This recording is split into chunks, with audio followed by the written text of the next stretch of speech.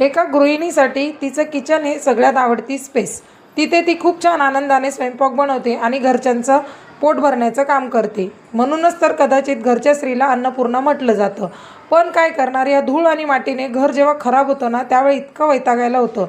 पण नाईलाज असल्यामुळे, कारण कधी कधी कसं होतं, 8 तासाची ड्युटी, कधी 10 तासाची, तर कधी कधी 14 तासाची ड्युटी असते.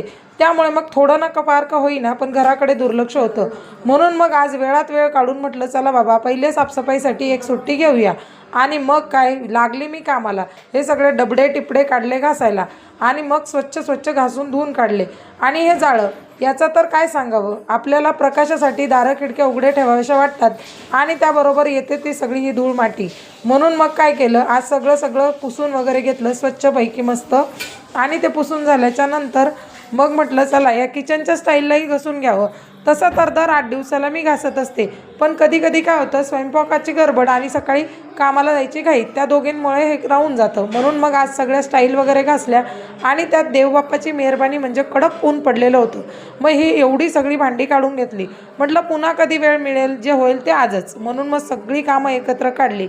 त्यात दिदू बाळा माझं शाळेतनं आल्यानंतर लगेच कामाला लागलं.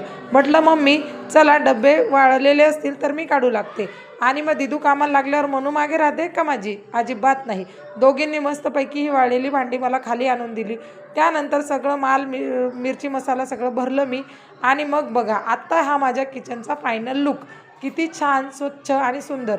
खरं सांगू ना, दमायला तर फार झालं, पण का कुणास ठाऊक, किचन इतकं स्वच्छ आणि सुंदर बघितलं ना, थकवा असा यू पळालाय माझा.